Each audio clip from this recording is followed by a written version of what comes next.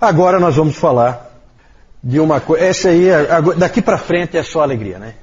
Começando com esses 3 nomes aí, guardem esses nomes, porque agora Deus começa a fazer o trabalho da reforma. Esses 3 aí são a estrela da manhã da reforma. Assim, eles são conhecidos assim, né? Por que estrela da manhã?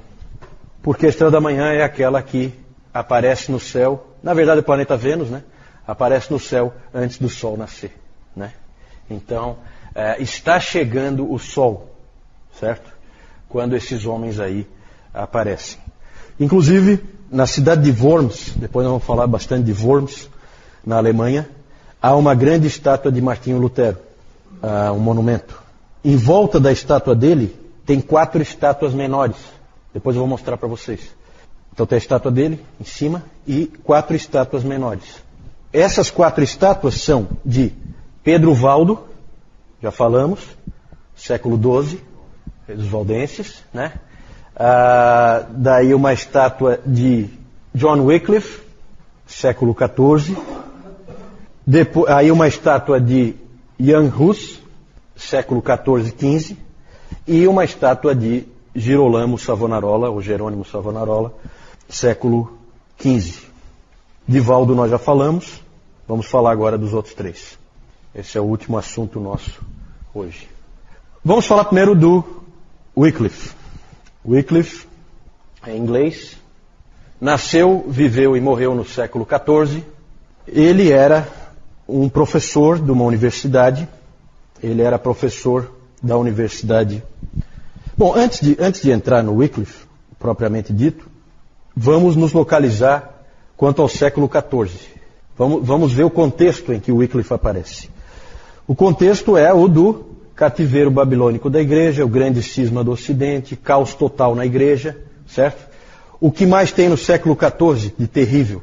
A peste negra, que matou metade da população da Europa, certo?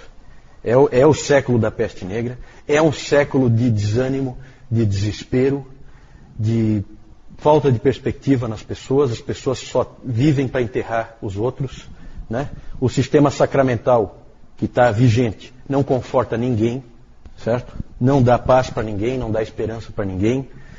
É um sistema de salvação por obras, as pessoas veem que elas não conseguem cumpri-las, a igreja está num estado moral péssimo, certo? Tudo errado. E nesse contexto se levanta esse professor de Oxford. Oxford nessa época era a principal universidade que havia na Europa e o John Wycliffe era simplesmente o principal professor da principal universidade. Esse cara não é fraco, tá? Ele era conhecido como a joia de Oxford, John Wycliffe. O importante para nós é que esse homem estava saindo com ideias novas e gerando turbulência dentro da igreja, gerando controvérsias. Ele dizia que toda autoridade, é o primeiro ponto aí, ele dizia que toda autoridade procede de Deus e que a autoridade do rei é meramente delegada por Deus e que se o rei não cumpre direito as funções para as quais ele foi chamado, ele não tem autoridade, ele não tem o direito de estar ali. O mesmo vale para o Papa. O Papa não é o cabeça da igreja. O cabeça da igreja é Cristo. Para nós isso é muito normal, muito fácil de dizer. Diga lá naquela época para você ver o que acontece. Que o Papa não é o cabeça da igreja. Só que nesse momento, vários homens se levantaram dizendo que o Papa não é o cabeça da igreja, porque a igreja não tem um monte de cabeças. Certo? O monstro que o grande cisma estava produzindo, nada tem a ver com a igreja de Jesus Cristo. O Papa nunca foi o cabeça da igreja. Isso o Wycliffe estava dizendo ali, e não é pouca coisa dizer isso nessa época. Ele dizia que o Papa foi chamado para ser o líder espiritual da igreja. Mas isso só se ele for um líder espiritual. Senão, ele não tem autoridade nenhuma. Se ele não for um embaixador de Cristo, ele é um anticristo. Essa expressão anticristo, usada para o Papa, muito usada depois por Lutero e Calvino, na verdade o primeiro que usou foi o John Wycliffe, né? Esse sujeito, esse Papa aí, tipo um Rodrigo Borgia, é um anticristo. Esse cara não tem nada a ver com Cristo. E o Wycliffe usou essa expressão então. ele também percebeu ao longo do tempo, conforme ele ia estudando mais e se concentrando mais e tendo essas ideias novas, para nós não são novas, mas não são por causa de homens como ele, se não seriam, ele começou a ver que a autoridade não estava nem na igreja, nem na tradição. A autoridade estava nas Escrituras. E ele percebeu que só as Escrituras são a autoridade para a vida de cada cristão. E que, se é assim, cada cristão tem que ter acesso à palavra. Porque ele precisa dela. Porque ali está a autoridade para ele viver a vida dele. Isso fez com que o Wycliffe começasse a se esforçar para traduzir a palavra e colocá-la na mão das pessoas. Ele tinha percebido que a Vulgata Latina, quem é que escreveu a Vulgata Latina? Jerônimo. A Vulgata Latina tinha aprisionado a palavra de Deus. A palavra de Deus estava presa dentro da Vulgata. E aí ele chamou a atenção para aquilo que nós chamamos também atenção quando nós falamos do Jerônimo, que a intenção do Jerônimo nunca foi fazer isso, a intenção do Jerônimo foi colocar a palavra na mão do povo. Por isso que ele fez a tradução para o latim. Só que agora o latim não servia mais, tinha que fazer uma nova tradução. E o Wycliffe fez. Ele traduziu a Bíblia, ele traduziu a Vulgata Latina. Ele traduziu a Vulgata. As traduções do original vêm mais tarde, com os humanistas. Tá? Os humanistas vão ser importantíssimos para a igreja, porque eles vão trazer a ideia de que nós temos que voltar para as fontes. Aqui ainda não. Aqui o Wycliffe vai traduzir a Vulgata Latina para a língua do povo, para o inglês. Um outro ponto polêmico. Ele disse não ao sistema sacramental. Ele disse que é um sistema falso de salvação. Negou completamente o sistema sacramental do romanismo e também negou a doutrina da transubstanciação. Que o pão vira o corpo de Cristo e que o vinho vira o sangue de Cristo. Certo? Negou, disse que isso aí é falso, que é uma doutrina falsa. E é claro que vocês já começaram a perceber que esse homem vai arrumar confusão para o lado dele. Né? Não tenha dúvida. Na verdade, a doutrina dele nessa parte dos sacramentos era muito semelhante à de Calvino. Outro aspecto, valorização da pregação. Ele passou a valorizar muito a pregação. A pregação tinha praticamente sumido. A pregação tinha praticamente desaparecido da igreja. Praticamente não existia mais, a não ser por meio dos valdenses. Mas os valdenses são um pequeno grupo perseguido, escondido, que não tem alcance. Né? A igreja oficial, os padres são incapazes de pregar qualquer coisa porque eles não sabem nada. Né? Ficou aquela ideia de que o importante é a missa, como é hoje ainda. Certo? Se tiver pregação da palavra, não faz a menor diferença, porque isso não é importante. Para o Wycliffe, ele viu que a pregação é fundamental. Ele chegou a dizer o seguinte: a pregação do Evangelho excede infinitamente a oração e a administração dos sacramentos. Claro que aí ele exagerou um pouquinho, né? Mas ele chegou a dizer isso. Houve um exagero, mas impressiona o resgate que ele está fazendo da pregação. É claro que isso aí depois vai ser fundamental para a reforma. Os puritanos vão beber aí direto. Né? E a igreja hoje, ainda as igrejas que são fiéis à sua tradição, ainda mantém essa valorização da pregação. Uma das coisas marcantes é que nós estávamos de novo diante de um agostiniano que cria nas doutrinas da graça. Certo? Coisa rara. Cria na eleição, cria na graça. Ele tinha sido muito influenciado por um outro homem, que é pouco conhecido, que é esse aí, o Thomas Bradwardine. Esse homem, eu vejo assim, ele só é pouco conhecido porque quando ele assumiu como arcebispo da Cantuária, ele só ficou 40 dias no cargo porque ele foi ceifado pela peste negra. Certo? Ele acabou morrendo da peste negra, mas ele escreveu livros influentes de matemática e de física. Ele era um professor, influenciou muito o Wycliffe. Ele escreveu livros de matemática, livros de física, e escreveu um livro sobre a graça, cujo título era Sobre a Causa de Deus contra os Pelagianos. E é um livro em que há ali um agostiniano típico, trazendo a doutrina da graça de volta. Era a primeira vez que alguém fazia algo a respeito, desde o Gottschalk. Nós falamos do Gottschalk no domingo passado. No século IX, o Gottschalk foi espancado e depois foi jogado na prisão e tal, porque ele defendeu a doutrina da graça, a doutrina da eleição, conforme Agostinho tinha defendido. E então, desde o século IX, não tinha mais ninguém aparecido. E o Bradwardine trouxe isso de volta. Quando o Bradwardine morreu, o Wycliffe tinha 19 anos. Um livro importante do John Wycliffe é Pequena Regra da Vida, o título do livro. Lá naquele livro você pode ler coisas do tipo assim, ó, no fim do dia, pense em como você ofendeu a Deus. E pense em quão graciosamente Deus te salvou, não para te deixar abandonado à própria sorte, mas para viver sob a sua misericórdia e bondade. Isso é graça. Para nós, um texto desse é normal. Para eles, é novidade. Para eles, é esperança. Isso aí. Né? Num mundo que não traz esperança nenhuma. Tem historiadores que escrevem sobre o século XIV e falam que o consolo nosso é que já existiu um século como o século XIV. Né? Porque é quase que o inferno na Terra você viver nessa época. Muitas pessoas ouviram essa mensagem cheia de vida e foram cativados por ela. E rapidamente o Wycliffe passou a ter seguidores. E esses seguidores foram chamados de Lollardos. Boa parte desses Lollardos tornaram-se pregadores.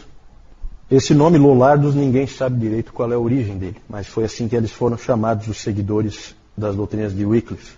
Há um escrito da época que diz o seguinte: é difícil alguém encontrar duas pessoas na estrada sem que uma delas seja um discípulo de Wycliffe.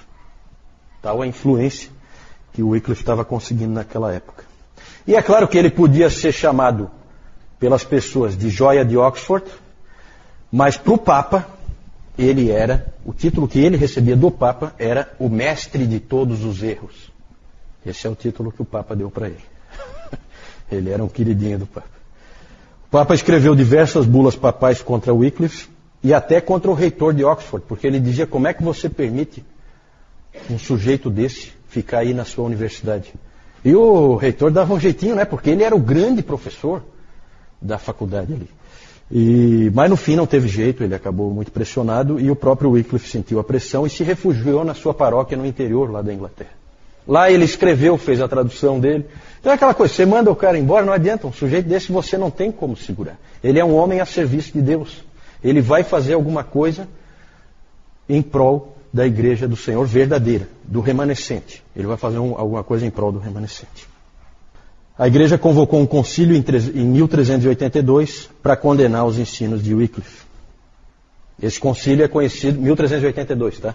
Esse concílio é conhecido como o concílio do terremoto. Porque no meio do concílio houve um enorme terremoto, derrubou um monte de paredes, derrubou torres. Foi um terremoto fortíssimo. E aí é aquela coisa, né? Providência de Deus.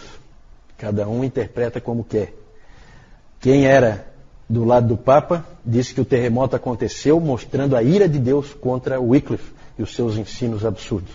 E quem era do Wycliffe dizia que aquilo ali era a condenação de Deus sobre o concílio. Né? Não é aquela coisa, cada um interpreta ao seu bel prazer. Né? Não tem validade nenhuma a interpretação da providência. Né? A gente vê por esses acontecimentos históricos. Mas é conhecido como 1382, o concílio do terremoto. O interessante disso tudo é que Wycliffe, da mesma forma que Lutero, são personagens da história da igreja que impressionam por terem morrido de morte natural. Né? Lutero e Wycliffe sempre chamam a atenção por ter morrido de morte natural, o que era improvável, dadas as características do que eles faziam. Mas é que havia muita turbulência acontecendo com o papado, e aí a atenção não deu para focar. Né? Havia muita turbulência lá com aquela coisa da divisão, 3 papas, 2 papas, 3 papas. E aí então ele acabou morrendo de morte natural em 1384. Mas a igreja fez de tudo para acabar com a influência dele. Olha só, em 1428, isso dá o quê? 40 e poucos anos depois, os ossos dele, por ordem da igreja, os ossos dele foram desenterrados, foram queimados, os ossos, e as cinzas foram jogadas num ribeirão. Né? Alguém até disse que quando jogaram as cinzas dele no ribeirão, o ribeirão correu para um rio, o rio correu para um rio maior, e o rio maior desagou no oceano, e ninguém mais segurava o ensino de John Wycliffe. Né? Então, claro, uma maneira poética de colocar, né? Mas o que adianta, né, você fazer uma coisa ridícula como essa aí, A intenção era dar uma demonstração de força e mostrar que não é um herege, não tivemos a oportunidade de queimar em vida, vamos queimar depois de morto. Né? Muito ridículo, realmente, ridículo. O Concílio de Constança, em 1415, condenou os ensinos de Wycliffe e aproveitou a oportunidade para pegar um discípulo, um seguidor, vamos dizer assim, não um discípulo, mas um seguidor de John Wycliffe, e aproveitou para queimar ele como uma demonstração de força em pleno concílio. Né? O nome dele, Jan Hus. Eu até fui ver certinho a pronúncia, nós estávamos discutindo depois do último CTB, a pronúncia correta, e lá no Wikipédia você pode colocar lá um áudio em que tem a pronúncia exata do nome dele, que a gente tem um pouco de dificuldade de saber, porque ele é um boêmio, não no sentido negativo da palavra, mas ele é um morador da Boêmia, né? Um cara que nasceu na Boêmia, certo? E aí, então, é outra língua que a gente não conhece, não sabe como pronuncia, mas a pronúncia é Jan Hus. Na verdade, Jan é um apelido para Johannes, é João, né?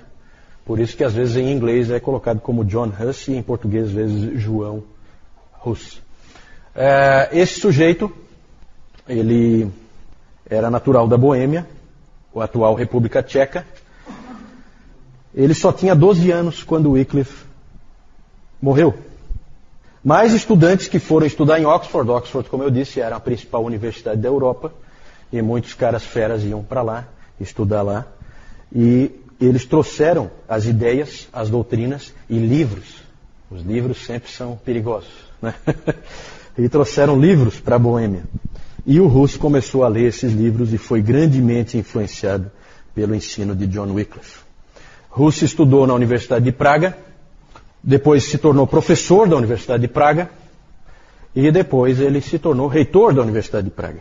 E também ele era pastor de uma igreja em Praga, a chamada Capela de Belém. Essa igreja tinha sido construída por dois indivíduos ricos que queriam que a palavra fosse pregada na língua do povo. Então eles financiaram a construção dessa capela para que pudesse haver pregação na língua do povo. E ali não havia ninguém melhor do que esse grande pregador que foi o Jan Hus. Ali podia se juntar de 1.000 a 2.000 pessoas para ouvir as grandes pregações do Hus. Nas grandes doutrinas, Hus seguia o entendimento do John Wycliffe. Lá em Constança, ele disse que de fato ele cria da mesma maneira que o Wycliffe, mas não porque eram doutrinas de Wycliffe, mas porque eram doutrinas de Jesus Cristo. Foi isso que ele disse, certo? Coincide com Wycliffe, porque ele crê em doutrinas de Cristo e eu também, no ensino de Jesus Cristo. Em Praga, ele dizia nas pregações dele que não importava se havia 2 ou 3 papas. Cristo é o cabeça da igreja. E ele cuida da sua igreja. Certo? Pode ter quantos papas forem, não faz a menor diferença. Pregou a salvação pela graça. Pregou a autoridade da Bíblia. Só da Bíblia. Única autoridade.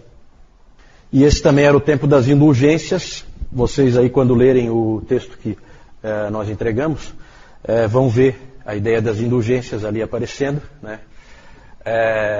Em todas as igrejas de Praga, Praga vocês sabem que é uma grande cidade, ainda hoje é uma grande cidade, em todas as igrejas de Praga as indulgências eram comercializadas, menos na igreja de Jan Hus. Lá não entrava, de jeito nenhum.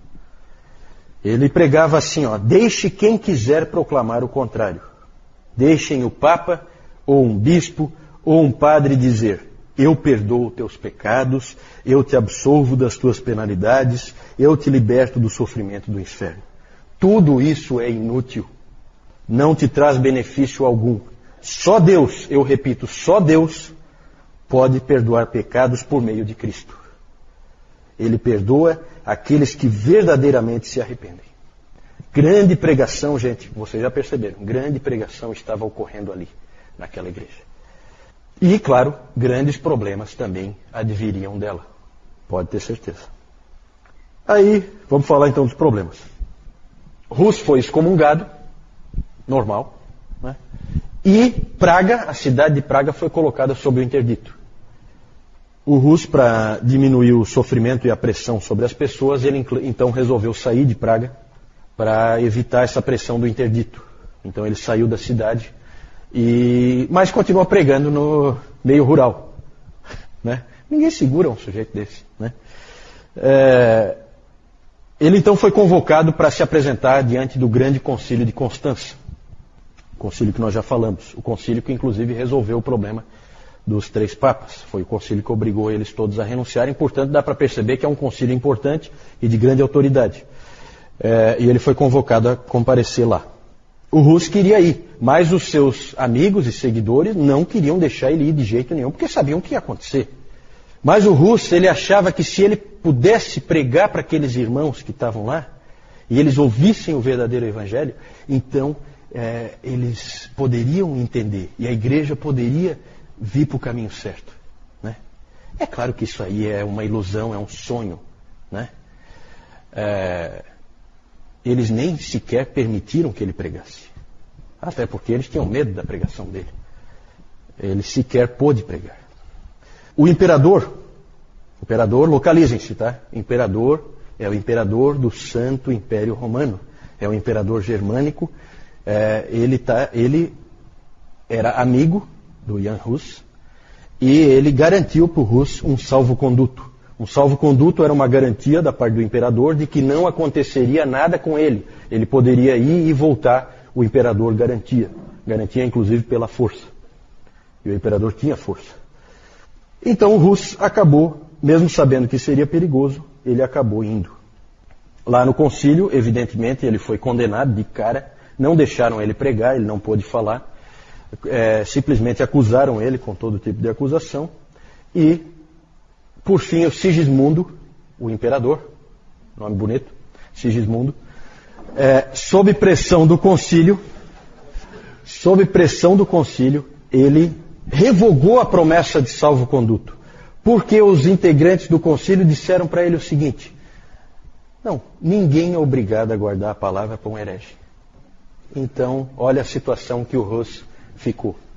Traído, né? Condenado. A situação dele ficou realmente difícil. Ele então foi preso, condenado, lá mesmo em Constança, e foi então condenado a ser queimado na estaca. Ele morreu então queimado lá em Constança, cantando em latim: Cristo, Filho do Deus vivo, tem misericórdia de mim. Lutero disse o seguinte sobre Hus: observe como Hus agarrou-se firmemente em seus escritos e palavras às doutrinas de Cristo. Com que coragem ele lutou contra as agonias da morte. Com que paciência e humildade ele sofreu toda a indignidade.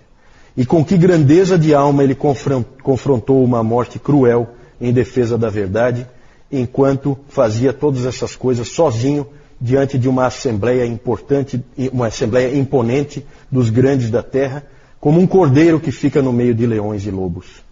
Se um homem assim pode ser considerado um herege, nenhuma pessoa debaixo do sol pode ser vista como um verdadeiro cristão. O Lutero sempre manifestou a sua dívida para com Jan Hus.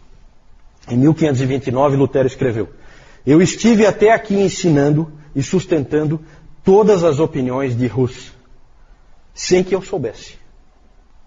Nós somos, todos nós, hussitas sem saber. Eu não sei nem o que pensar a respeito de tão grande maravilha que Deus estava fazendo. Então, o Hus então foi morto, mas os hussitas não.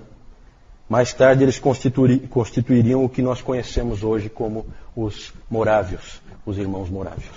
Né? Grandes cristãos, os irmãos morávios. Por último, vamos falar de um indivíduo, para encerrar, esse eu vou falar um pouco menos, Savonarola. A história dele é uma história que terminou mal e também não foi muito bem no caminho, mas foi um grande pregador italiano, nasceu em Ferrara, foi um indivíduo, vejam que ele é bem posterior, tá? O Hus morre em 1415 e ele nasce em 1452, certo? Em pleno Renascimento, ele viveu. nasceu em Ferrara, teve um avô que era uma pessoa muito influente, um grande médico em Ferrara, era o avô dele, esse avô teve uma grande influência sobre o neto. O avô dele tinha um caderno onde ele escrevia pensamentos que ele tinha, esse médico, avô dele. E esse caderno ele entregou para o neto, deu de presente para o neto. E lá você pode ler uma coisa assim, ó: nem o Papa, nem os vigários têm o direito de ensinar qualquer coisa contrária às coisas instituídas por Deus. Tudo o que precisamos saber pode ser encontrado na palavra de Deus. Então você já vê aí a influência desse avô sobre o neto dele, né? E como a coisa está, como realmente a estrela da manhã já está brilhando no horizonte, começa a aparecer em todo lugar. Isso aqui é na Itália. Em todo lugar começa a aparecer a ideia de que as Escrituras são a palavra de Deus. E que essa igreja aí é realmente uma piada. E que nós temos que fazer aflorar o remanescente, como a verdadeira igreja, né? Isso tá em todos os lugares, começa a aparecer. Esse Savonarola, ele teve uma desilusão amorosa.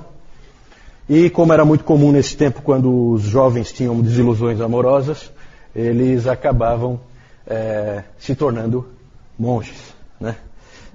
Então ele acabou se tornando um monge aos 23 anos. Um dos livros famosos do Savonarola é Sobre a Simplicidade Cristã. Hoje de manhã ainda o Nilton estava falando sobre a simplicidade cristã. Sempre quando a igreja se aproxima da palavra, ela enfatiza esse aspecto de simplicidade, tanto doutrinária como de vida. Tornou-se um grande pregador. Ele não era no início, mas ele acabou se tornando. Alguém uma vez, quando ele pregava, ele tinha um sotaque muito estranho para quem vivia em Florença, porque foi em Florença que ele se tornou pregador, e mandaram ele ir ouvir uma outra pregação de um outro cara famoso lá, um cara bom de retórica, e ele falou assim: não, eu não vou ouvir. Lá ele prega filosofia, ele prega Cícero, ele prega Platão. Não, eu vou pregar a palavra de Deus. E depois ele acabou se tornando, sim, um grande pregador.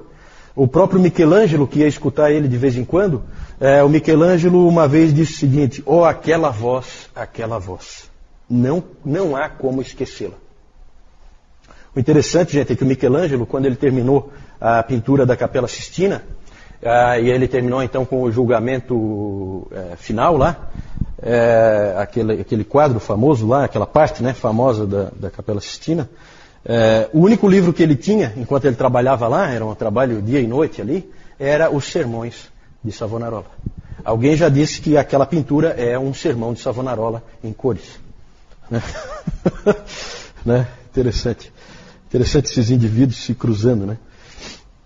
A cidade de Florença acabou se tornando uma cidade cristã, porque o Savonarola, aí eu não vou entrar em detalhes, tá? Não tenho tempo para isso, mas houve uma briga forte dos Médici, Lorenzo Médici e os outros Médici, com o Savonarola pelo controle da cidade. E o Savonarola acabou se tornando o líder da cidade de Florença. Então, em 1494, a cidade de Florença se tornou praticamente uma teocracia, com o Savonarola à frente. Isso foi um grande erro, tá? Nem Lutero depois, nem Calvino, eles incorreram nesse erro. Muita gente acha que Calvino era um líder político. Nunca foi. Esse é um grande equívoco e é uma maneira que as pessoas usam de tentar denegrir a imagem dele. Ele nunca foi um líder político. Ele era, sim, muitas vezes consultado por líderes políticos, mas ele nunca assumiu posição política nenhuma. Muito menos Lutero, que nunca se importou com isso. Certo? O Zwinglio era um pouco mais... Depois nós vamos falar desses homens todos, né? No próximo domingo a gente vai falar deles. Um episódio marcante desse período, do Savonarola à frente da cidade de Florença, é o famoso episódio da Fogueira das Vaidades. Quando então em Florença foi feita uma grande fogueira e as pessoas traziam coisas que eram consideradas pecado de alguma forma, ou que eram, não assim pecado propriamente, mas era vaidade, era uma coisa inútil. Então nisso foi queimado um monte de coisa numa grande fogueira no centro da cidade de Florença. Foram queimados baralhos, dados, né, Tito? Né? Foram queimados, né, Caio? Foram queimados essas coisas. Quem gosta de arte odeia o Savonarola, né? Porque foram queimadas obras de Botticelli ali naquela fogueira, né? O detalhe é que foram queimadas pelo Botticelli. Ele levou e jogou a obra lá, né? Então aí, pelo menos aí, né? O Botticelli sabia o que estava fazendo, né? Mas com certeza os amantes da arte não gostam do Savonarola nem um pouco. Várias coisas aconteceram, ele na verdade fez inúmeros inimigos, esse sujeito aí tinha acho que o mundo inteiro como inimigo dele, né? O Papa odiava ele, os aristocratas todos odiavam ele, os Médici odiavam ele, e finalmente por uma série de motivos, de erros estratégicos que ele cometeu também, ele acabou perdendo a confiança do povo e acabou ficando sem apoio nenhum, acabou preso, enforcado e queimado com alguns outros monges dominicanos no dia 23 de maio de 1498. Certo? Maquiavel, que também era um florentino, essa cidade de Florença já deu para perceber que ali está cheio de gente importante na história da humanidade, né? O norte da Itália é extremamente influente na história da humanidade, na história da civilização, sempre foi. O sul não, porque ali o Papa dominava e tal, né? Mas aquele norte da Itália ali, próximo aos Alpes suíços, ali a Alemanha, aquilo ali sempre foi importante. E para o Renascimento, então, nem se fala, né? Ali vai aparecer Leonardo da Vinci, esses pintores todos, Michelangelo, né? E o Maquiavel, que também era um florentino, tinha 29 anos quando Savonarola foi queimado. Vocês sabem que mais tarde ele escreveu a famosa obra O Príncipe, de Maquiavel, e lá ele escreveu num trecho, ele disse assim: profetas desarmados estão fadados a fracassar, né? O que se crê é que ele lembrava do Savonarola, né? Ele não tinha quem o defendesse, diferente do Lutero, né? E aí o que acaba acontecendo com esses caras é que eles são queimados. E fim de papo. Quando ele foi queimado, um menino de 15 anos já andava pela Saxônia. O nome dele? Lutero. Exatamente, Martinho Lutero. Então aqui nós estamos à beira da Reforma Protestante. Sobre Savonarola, Lutero disse: enquanto o anticristo condenou Savonarola, Deus o canonizou em nossos corações. Essa é a palavra de Lutero sobre o Savonarola. Só vamos encerrar então mostrando aqui algumas figuras. Quero mostrar para vocês o Monumento da Reforma em Worms. Vocês chegaram a ver isso aí? Não, né? Então ali vocês conseguem ver, bem por fora tem alguns protetores do Estado, tá? É gente que protegeu a Reforma militarmente, né? Claro que ali vai ter o Frederico da Saxônia e tal. Mas lá no meio, onde aparece o Lutero, aqui está o Lutero, vocês veem que tem 4 estátuas. Ali tem uma pessoa, para vocês terem uma ideia do tamanho. 4 estátuas em volta, uma em cada ponta. Quem são? Pedro Valdo, John Wycliffe, Jan Hus e Girolamo Savonarola. Exatamente. Sempre aquela ideia de que não é uma coisa isolada a reforma. Não foi Lutero que fez sozinho, né?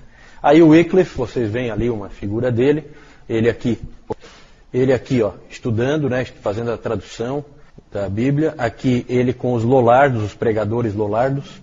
Na verdade não tem essa, nós não sabemos se ele enviou pregadores, esse quadro aqui é um pouco fantasioso. E aqui o episódio, não dá para ver muito bem, né? Mas é o episódio do desenterramento, né? Não sei como é que se diz, como é que se fala? Desenterrar, exumação, né? Desenterraram os ossos dele, jogaram na fogueira e depois jogaram no ribeirão, certo? Então, realmente é uma coisa ridícula. Aqui os Lollardos sendo queimados, não cheguei a falar, mas muitos Lollardos foram queimados, certo? Pela igreja. O Jan Hus, aqui toda a preparação para o Hus ser queimado em Constança, certo? Aí o Savonarola, existe uma estátua dele, né? Pregando. Ele viveu exatamente naquele período do Rodrigo Borgia. Então aquelas barbaridades que estavam acontecendo lá, ele denunciava de púlpito aqueles absurdos que o Papa Alexandre VI estava fazendo, né? Aqui o púlpito dele, as pessoas então que vinham ouvi-lo, né? Ali a Praça Central de Florença, onde ele foi morto. E aqui uma figura dele, né? Eu acho que a desilusão amorosa dele tinha razão de ser, né?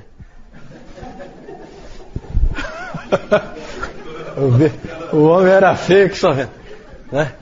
Mas Isso aí não quer dizer grande personalidade, né? Grande homem de Deus. Gente, vamos ficar por aqui então. Nós então hoje chegamos num ponto muito legal. Domingo que vem, não percam, domingo que vem nós vamos falar da Reforma Protestante. Nós agora chegamos aqui na borda da Reforma, né? Nós praticamente terminamos já o segundo período. Nós vamos entrar, o terceiro período, nós vamos entrar no quarto período, certo? Nós vamos entrar no quarto período, nós vamos ver a Reforma. E com certeza, com o que vocês já viram, dá para perceber que dá para dar graças a Deus, porque pelo que esses hereges com os quais nós nos identificamos, e portanto nós somos hereges também, do ponto de vista do catolicismo romano, né? Dá para ver o quanto a gente se identifica com eles e o quanto eles foram importantes para nos entregar o pensamento certo.